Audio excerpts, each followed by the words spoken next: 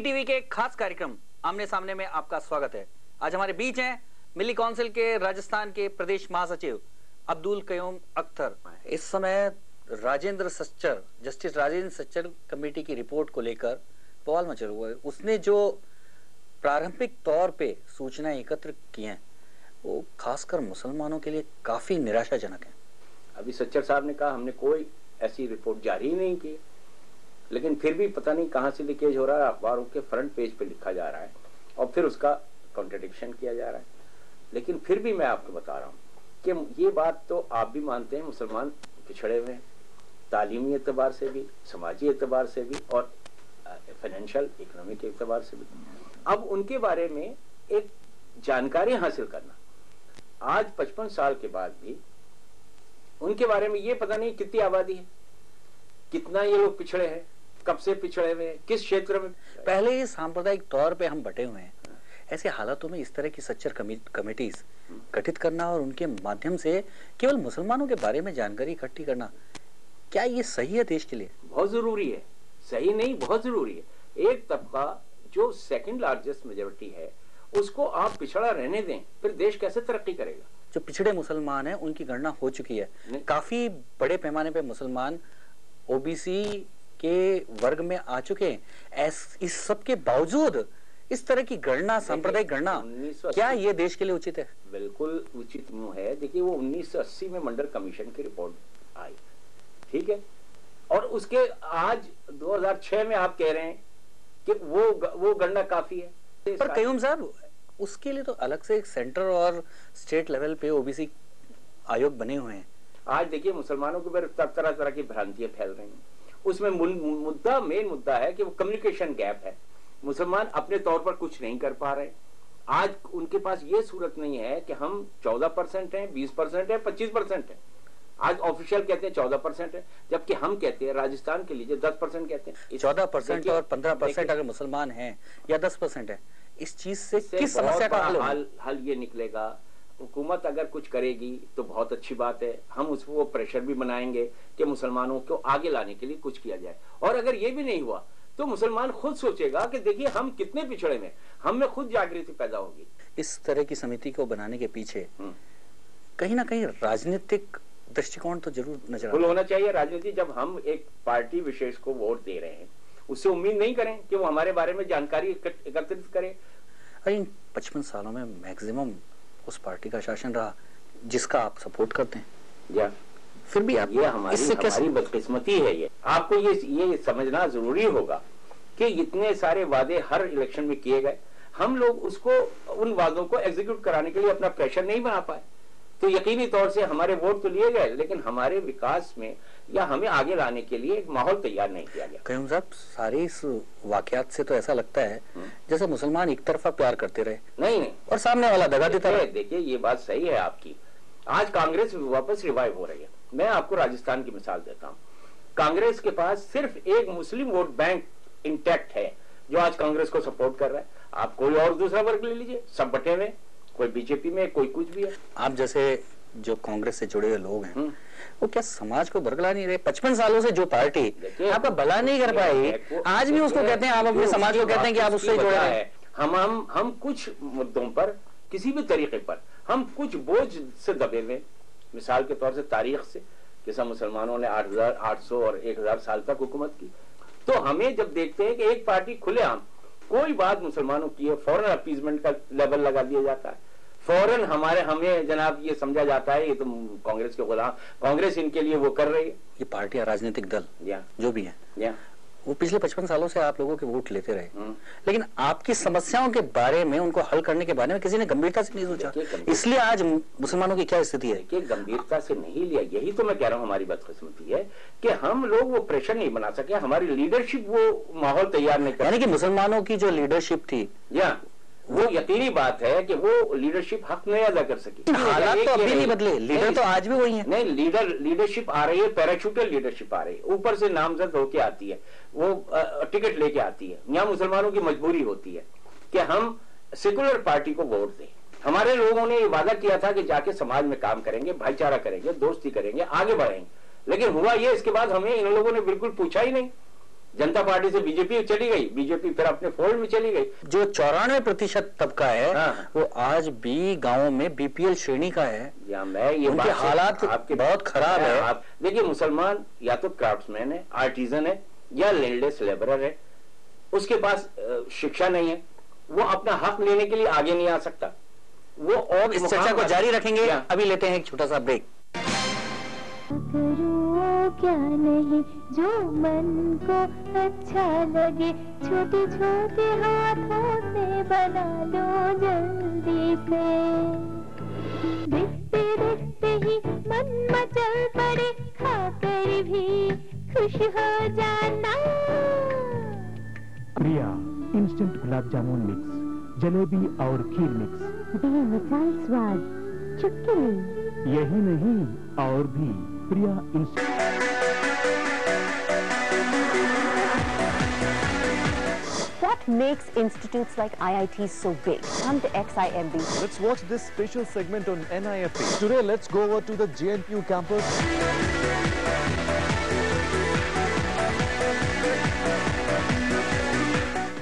Taking you on a virtual tour of India's premier institutes, Yuva Bharat brings all the information and the best of career opportunities in your homes. Yuva Bharat, Monday to Saturday, 9:30 a.m.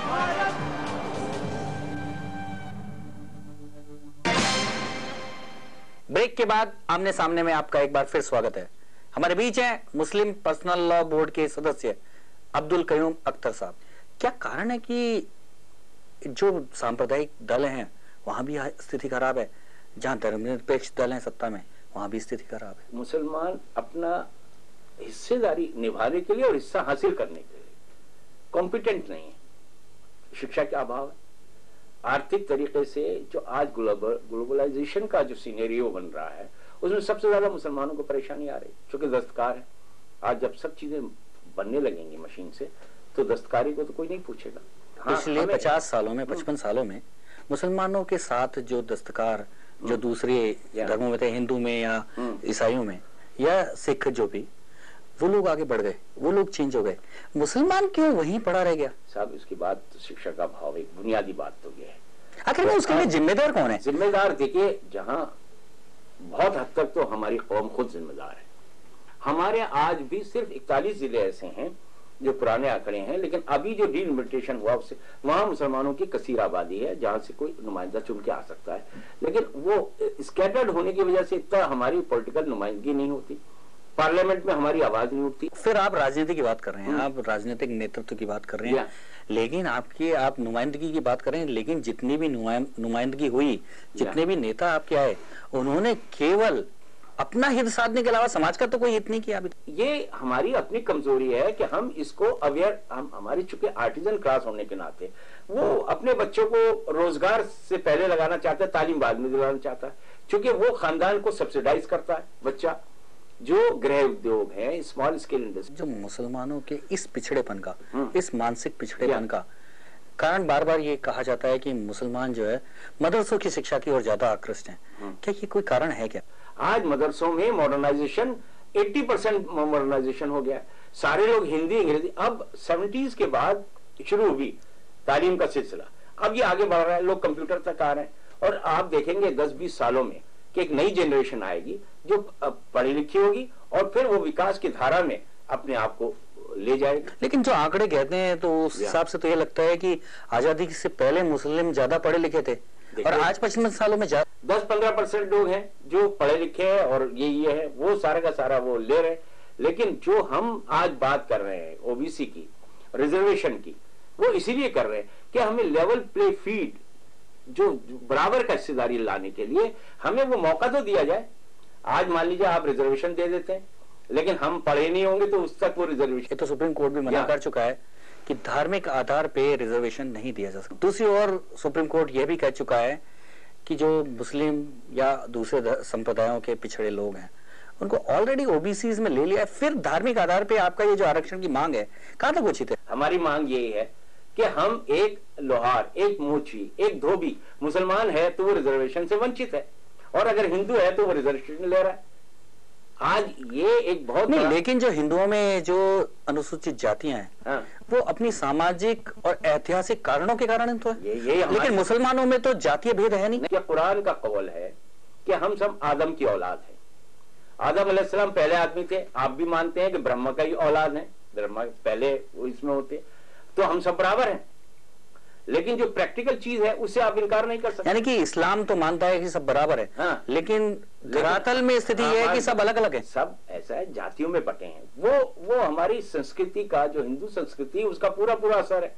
After all हम लोग भी converts है ना, ज्यादा तो अरब से या Iran से आए हुए तो चंद लोग हैं, उनके औलाद होगी, लेकिन ज्यादा लोग यहाँ इस्लाम एम्ब्रेस किया। इस्लाम की इस बात ने कि सब बराबर हैं, सारे लोगों को बराबर मौके मिलने चाहिए। इससे इंप्रेस होके हमारे ख्वाजा मोइनुद्दीन चिश्ती हैं, हज़रत निजामुद्दीन औलिया हैं, ऐसे सूफी और उन लोगों ने उनकी तालीमात से मुसलमान ईमान लिया है और मुसलमान हो। लेकिन उनकी सारी आदत, सारी परिभाषा, सारा रहन सहन वो का वही है। आज मुसलमान और हिंदू में कोई फर्क नहीं है, काम पेशा वही है, जीवन यापन का तरीका वही है।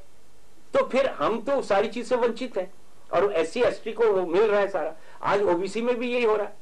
आप हमें रिजर्वेशन दे देंगे नहीं कयूम साहब, तो फिर बात ये उठती है कि आप ही कह रहे हैं कि जिस तरह से सारे के सारे जो लाभ हैं, सत्ता के लाभ हैं, मुसलमानों के कुछ चंद लोगों ने पूरी मुस्लिम जाति के नाम पे उठाए हैं। जब आरक्षण होगा तो वही परिस्थितियां आएंगी कि मुसलमानों को अगर आरक्षण दिया जाए तो वही चंद लोग फिर आरक्षण का लाभ उठाएंगे। क्यों नहीं मुसलमानों को भी जो अनुसूचित जाति के, उनको अनुसूचित जाति में शामिल करने की मांग उठती। एक मुद्दा रहा है कि 341 को अमेंडमेंट किया जाए और उसमें मुसलमान शब्द भी जोड़ा जाए ताकि दलित हैं वो तो शामिल हो जाए उसमें।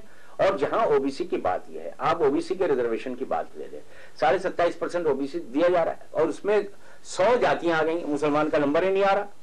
तो हम चाह रहे हैं रिजर्वेशन अमंग रिजर्वेशन किया जाए, मुसलमानों को अलग से जाति मतलब उसके आधार पर अलग कीजिए, तो उनको आने का मौका तो दीजिए ना। आरक्षण की मांग हो चाहे मुसलमानों के आगे बढ़ने की बात है, लेकिन लीडरशिप जो है पूरी तरह से सांप्रदायिक आधार पर अपने ही लोगों का शोषण कर रही है। नहीं, आप देखिए एक बात, ये लीडरशिप है ही नहीं।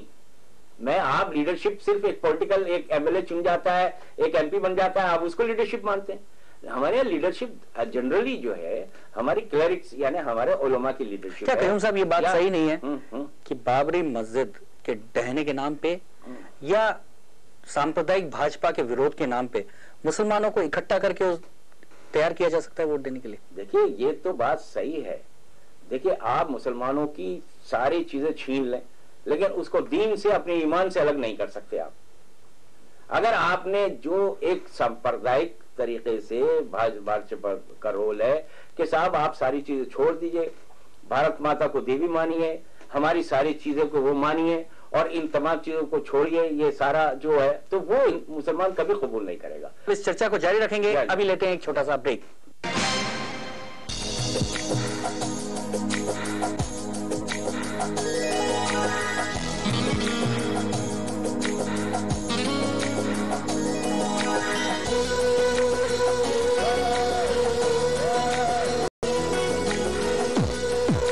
चटपटे और लज्जतदार पकवान बनाने और सजाने के तरीके हम आपके लिए लेकर आए हैं सीधे रसोई से, सोमवार से शनिवार दोपहर 1:30 बजे। अंतर्राष्ट्रीय राजनीति की चाल,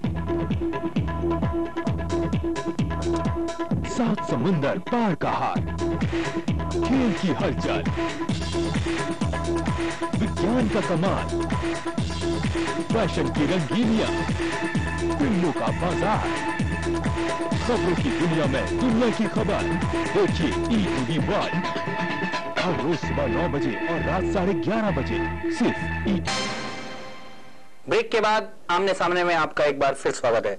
हमारे बीच है राजस्थान वक्फ बोर्ड के पूर्व अध्यक्ष अब्दुल कयूम अख्तर साहब। ब्रेक पे जाने से पहले चर्चा हो रही थी, मुसलमान धार्मिक आधार पे बहुत ज्यादा सोचता है। ऐसा लगता नहीं है कि मुसलमान की इसी मानसिकता का आपके नेता जो हैं वो गलत लाभ उठा रहे हैं? हमारी धार्मिक जो लीडरशिप है वो कुछ चीजों में, कुछ ऐसी चीजों में उलझ जाती है जिससे आम ये धारणा होती है कि मुसलमान गुमराह हो रहा है, अगरचे ऐसी बात नहीं है। क्या लगता नहीं है कि कश्मीर के अपने मुस्लिम बंधु हों या पाकिस्तान के लोग, उनको धर्म का हवाला देके ही भारत के खिलाफ भड़काया जाता रहा है? क्या ऐसा लगता नहीं कि केवल इसी मानसिकता का वो गलत लाभ उठा रहे हैं? पाकिस्तान में ऐसा किया गया होगा, लेकिन उसकी कीमत अभी चुकानी पड़ रही है उनको। मस्जिद में नमाज पढ़ते हुए बम फोड़ दिया गया और 45 आदमी वहीं शहीद हो गए। आज उसका खमियाजा उन्हीं को भुगतना पड़ रहा है। लेकिन धर्म की ये व्याख्या बिल्कुल गलत है कि आप जोर जबरदस्ती करें। कुरान की सीधी आयत है, लकुम दीनुकुम वलिय दीन, आप अपने धर्म पर आए, मैं अपने धर्म पर आऊं। क्षुद्र स्वार्थ वाले जो नेता हैं, उन्होंने इस सांप्रदायिक बातों को हवा देके अपने देश के प्रति जो जिम्मेदारी है उसको दबा नहीं दिया। कहीं कहीं ऐसा रहा होगा, इससे तो मुझे इनकार नहीं है, लेकिन जनरल बात मुसलमान आम आदमी समझता है। देखिए, अब इतनी अवेयरनेस है कि आज बाबरी मस्जिद को लेके या कोई पर्सनल को लेके आप कोई भड़का नहीं सकते। आज समझदारी पैदा हो रही है। आज मुसलमान अपनी जिम्मेदारी समझ रहा है, देश के लिए भी समझ रहा है, अपने पड़ोसी के लिए भी समझ रहा है। मुस्लिम समाज में इस तरह का हो नहीं रहा, क्योंकि गुड़िया का केस हो या इमराना के केस, ये दो ऐसे केस हैं जिसमें पर्सनल बोर्ड ने गलत इंटरफेरेंस किया। देखिए, आप 20 करोड़ की आबादी, 14 करोड़ की आबादी में कहीं एक तरीके का कोई मामला हुआ, उसकी गहराई तक तो कोई नहीं जाता। आप ये समझिए। लेकिन इसमें पर्सनल लॉ बोर्ड की जो भूमिका है, देखिए, उन्होंने काफी गैर सामाजिक। नहीं, बिल्कुल पर्सनल लॉ बोर्ड ने साफ तौर से कहा इससे कोई ताल्लुक नहीं हमारा। लेकिन होता यह है, देखिए, एक आदमी ने मुफ्ती का कोर्स किया, नया नया आया, कुछ मान लीजिए कुछ तरीके का हुआ, किसी ने कह दिया, वो ऑथेंटिक नहीं होता। आप मुसलमानों के विकास की बात कह रहे हैं, उनके पिछड़ेपन को लेके आप काफी चिंतित हैं, लेकिन क्या कारण है कि तलाक तलाक तलाक जैसे अभी भी आपके समाज में लागू हैं और पर्सनल लॉ बोर्ड उसको और जबरदस्ती लागू करवाता है? एक बात ये है, इसको समझ लें, सारी जगह लागू नहीं है। ये कुछ तबका हमारे यहाँ, जैसे हर तबके में मालूम हो जाता है। आपके अभी 10 अलग अलग किस्म के लोग हैं, हमारे अभी 4 अइम्मा का है, और ये चीज 3 तलाक वाली बात धीरे धीरे खत्म हो रही है। कुरान में इसका कहीं जिक्र नहीं है, किसी तरीके से कोई इसका रेलेवेंस नहीं है, लेकिन चूंकि प्रेवलेंट एक ट्रेडिशन बन गई, इसलिए यहाँ कुछ मौलवीज वगैरह इसको अप्लाई करते हैं। तो इसका संशोधन क्यों नहीं होता? तलाक देने का तरीका ये होता है, 3 महीने, एक महीने दी जाए, 3 महीने तक उसको किया जाए, रिकंसिलिएशन का टाइम दिया जाए, हो जाए तो ठीक है, लेकिन अगर बिल्कुल अनबेरेबल हो जाए तो आप 3rd महीने बिल्कुल आप तलाक दे दें। उसके लिए भी बहुत सेफगार्ड रखी जाएगी। एक और मुसलमानों के बारे में काफी है, वो जो उनके व्यक्तिगत जीवन से और सांप्रदायिक उनके व्यवहार से जुड़ी हुई है, उनके जो धर्म के व्यवहार से जुड़ी है, वो है उनको 4-5 शादी करने की छूट। अब बताइए, इस गरीबी में जिस हालातों में मुसलमान है, 5-5 शादी करने की जो कानून है, ये ठीक है? 5 तो है नहीं, 4 तक ही है। लेकिन हिंदुस्तान के अगर आंकड़े देखेंगे तो आपको लगेगा कि 1 लाख में 1 आदमी होगा जिसने 1 से 2 की होंगी। 4 तक तो मैं समझता हूँ पूरे हिंदुस्तान में कोई नजीर नहीं मिलेगी आप। तो ये मसला बिल्कुल खत्म हो रहा है। तो ये इसको चेंज करने की जरूरत नहीं लगती आपको? चेंज अपने आप में है कि ये एक प्रेवलेंट जो ट्रेडिशन है, क्योंकि आपके इस कानून का जो लाभ है, नहीं, वो लाभ वो लोग उठा रहे हैं जिन्हें 2 शादी 4 शादी करनी होती है, वो मुस्लिम बन के वो शादी कर लेता है, और वो आपके इस कानून का पूरा लाभ उठा जाता है। वो तो हमारी नहीं, वो उस आदमी की गलती है। लेकिन धर्म की बहुत सारी बातें हैं, कोई मानता है, कोई नहीं मानता है, और गलत व्याख्या होती है या गलत तरीका अपना लिया जाता है। उसको कहीं चेक तो नहीं है ना, चेक एंड बैलेंस का तरीका तो नहीं है। नहीं, तो पर्सनल बोर्ड का यही तो काम है कि वो नहीं, ये इस तरह मैं अगर मान लीजिए कल दूसरी शादी, पर्सनल बोर्ड कहाँ आएगा इसमें रोकने के लिए मुझे? ये तो इट इज कॉन्शियस, मेरी कॉन्शियस है, मुझ पे वो किया है धर्म ने कि अगर आप इंसाफ नहीं कर सकते, आप अफोर्ड नहीं कर सकते, यू आर नॉट अलाउड। लेकिन किसी की हैसियत को कैसे आकलन होगा?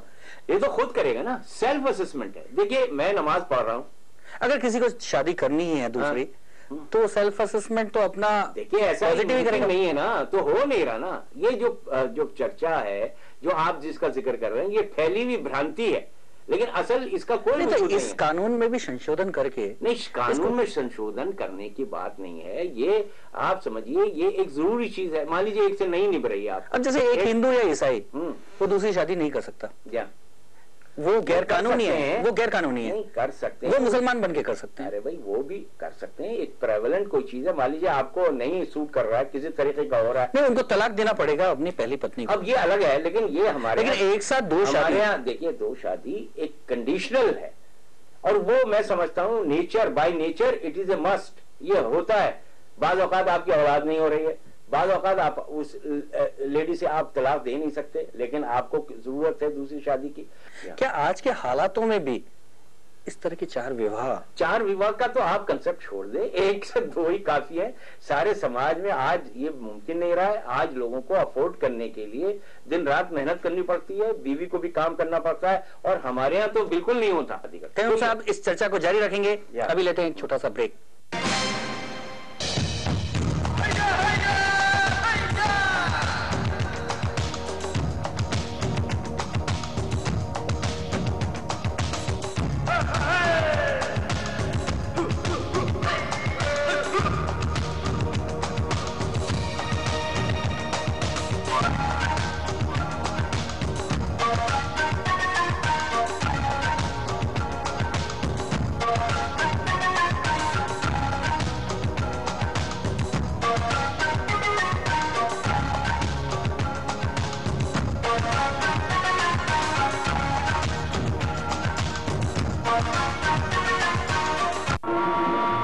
जिससे मेरी शादी कर रही है उससे मैंने दिल खत्म कर दी। औरतों के डब्बे में मर्द आ गया, औरतों के डब्बे में मर्द आ गया। धोखा खा गया जी, मैं तो धोखा खा गया। हवलदार का बच्चा अब किस लड़के को लेकर आ गया? जी हाँ, जहाँ तू तू तू, जहाँ मैं, जहाँ मैं वहाँ तू। अब गलत लड़का ले आए। हसीन हो खुदा तो नहीं हो, रुको रुको हवा तो नहीं हो। आज सुबह 10 बजे ETV टॉकीज पर। ब्रेक के बाद आमने सामने में आपका एक बार फिर स्वागत है। आज हमारे बीच हैं मिली काउंसिल के राजस्थान के जनरल सेक्रेटरी अब्दुल कयूम अख्तर साहब। चर्चा हो रही थी मुसलमानों के पारिवारिक कानूनों को लेकर। एक और जो सबसे बड़ी बात है वो ये है कि मुसलमान जो परिवार हैं वो परिवार कल्याण की योजनाओं को नहीं अपनाते। बेसिकली नस्बंदी जैसी चीजों को वो अधार्मिक, गैर धार्मिक मानते हैं। सब ये बात सही है कि हमारे यहाँ ये प्रोविजन है, लेकिन सेल्फ रेस्ट्रेंट पर अब तकरीरें हो रही हैं कि आप बच्चों की लिमिट रखें सेल्फ रेस्ट्रेंट से, बजाय कंट्रासेप्टिव और ये चीजें अप्लाई करें। अब सेल्फ रेस्ट्रेंट रखें और 2 से 3 से ज्यादा नहीं हो, चूंकि अफोर्डेबल कंडीशन नहीं होती। अच्छा, आप तो वक्फ बोर्ड के भी चेयरमैन रहे हैं और वक्फ बोर्ड के पास माना जाता है कि काफी बड़ी शक्ति है, लेकिन वक्फ बोर्ड के मामले में ये आता है कि कभी भी मुसलमानों के सोशल, इकोनॉमिक या एजुकेशन अपलिफ्टमेंट के लिए वक्फ बोर्ड कभी आगे नहीं आता, केवल संपत्ति के झगड़ों में उलझा रहता है। ये बात आपकी सही है। उसकी 2 वजह है। एक तो वक्फ प्रॉपर्टी पर नाजायज कब्जे हैं जो सरकार के भी हैं, गैर सरकारी भी हैं, आम लोगों के भी हैं और दूसरे मुसलमानों के भी हैं। उनको चूंकि वो संपत्तियां शुरू से किराए पे रहीं, हमारे रिलीजियस लोगों ने दरगाहों के लिए, मुसलमानों की शिक्षा के लिए वो वक्त की, लेकिन उसका सही यूटिलाइजेशन नहीं हो रहा है। हमने अभी कॉन्फ्रेंस पिछले 2 साल पहले एक वक्फ कॉन्फ्रेंस की थी नेशनल लेवल पर। हमने कुछ सजेस्ट 95 का जब कानून आया था उसमें बहुत सारी बात में सबसे ज्यादा ये था कि वक्फ की संपत्तियों को कब्जा हासिल नहीं किया जा सकता है। वक्फ बोर्ड जो बनता है वो केवल संपत्ति के इसी विवादों में पड़ा रहता है। कभी वक्फ बोर्ड जिसके पास इतनी संपत्ति है उनके अपलिफ्टमेंट के लिए कुछ नहीं करता। एक बात यह है कि वक्फ तरीके जो संपत्तियां वक्फ के डायरेक्ट कंट्रोल में नहीं होती, सब वो उसके अलग अलग मुतवल्ली होते हैं, अलग अलग जिम्मेदार होते हैं, वो उसको कंट्रोल करते हैं, मैनेज करते हैं और उसी के तरीके जैसे आपकी दरगाहों का एक अपना एक अलग कमेटी होती है, अलग वही लोग उसको देखते हैं। कयूम साहब जितने भी संप्रदाय हैं बड़े बड़े एजुकेशन इंस्टीट्यूट्स चलाते हैं, बड़े बड़े अपलिफ्टमेंट के प्रोग्राम चलाते हैं, लेकिन मुसलमानों की ये वक्फ बोर्ड जिसके पास संपत्ति काफी है, जो कुछ कर सकती है, पिछले 50 सालों में कुछ भी नहीं किया। मैं इस बारे में बिल्कुल आपसे इत्तेफाक करता हूं कि इसकी सही यूटिलाइजेशन नहीं हो रहा है। इन संपत्तियों से जो आय हो रही है उसका सही माने में मुसलमानों की विकास के लिए या शिक्षा के लिए नहीं हो रहा है। इसको किया जाना चाहिए, लेकिन इसके पीछे कुछ वो है कानूनी, वो है अड़चने भी, वो दूर होनी चाहिए। जो शिक्षित मुसलमान भी हैं, जो नेतृत्व है मुसलमानों का, वो कभी भी नेशनल इश्यूज को लेके जो मूवमेंट्स होते हैं उनमें वो भागीदारी नहीं निभाता जो उसको निभानी चाहिए। उसकी वजह ये रही है शायद कि मुसलमान आज भी कुछ इस फियर साइकोसिस में कि वो अपनी पोजीशन कंसोलिडेट करना चाहता है। वो नहीं देखता कि कौम के मामलात को भी प्रायोरिटी दी जानी चाहिए जैसे दूसरी कौमें देती हैं। इस ग्लोबलाइजेशन के कारण जो सबसे ज्यादा जो असर पड़ा है वो पिछड़े तबके को पड़ा है, और उस पिछड़े तबके का एक बहुत बड़ा वर्ग मुस्लिम है। जितने भी आर्टिशियन हैं आज वो बेरोजगार हो रहे हैं। लेकिन कभी भी मुस्लिम नेताओं ने या मुस्लिम पर्सनल बोर्ड या मिल्ली काउंसिल जैसे ऐसे इतने सैकड़ों संगठन हैं, कभी भी इस बात के खिलाफ आवाज नहीं उठाते। नहीं, देखिए बिल्कुल मुझे इत्तेफाक है, लेकिन मिल्ली काउंसिल ने इस बारे में कोशिश शुरू कर दी है। जैसे मिसाल के तौर से मैं नगीना साजी की बात करता हूँ, छोटे छोटे नगीने बनाने की कलाकारी हमारे लोगों में है, लेकिन आज वैल्यू एडेड का जमाना है, आज ज्वेलरी का जमाना है। हम ज्वेलरी की ट्रेनिंग सेंटर्स अब शुरू कर रहे हैं राजस्थान में। हमने मुसलमानों में प्रोफेशनल तालीम, वोकेशनल तालीम शुरू की है और ITI शुरू कर रहे हैं। लेकिन वैश्वीकरण का ये जो मुद्दा है, बाकी सब लोगों में ये एक पॉलिटिकल इशू है और कम या ज्यादा ये एक पॉलिटिकल माने वोट डालने का एक कारण बनता जा रहा है। लेकिन मुसलमान अभी भी इस विषय को लेकर चुप है, जबकि सबसे ज्यादा असर जो वैश्वीकरण का इसकी एक बहुत बड़ी कमी है, कम्युनिकेशन गैप है। हम लोगों को अभी पता नहीं चल रहा, हम लोगों को ये बता नहीं पा रहे कि आपके साथ क्या होने जा रहा है और आपको किस तरह आगे आना चाहिए।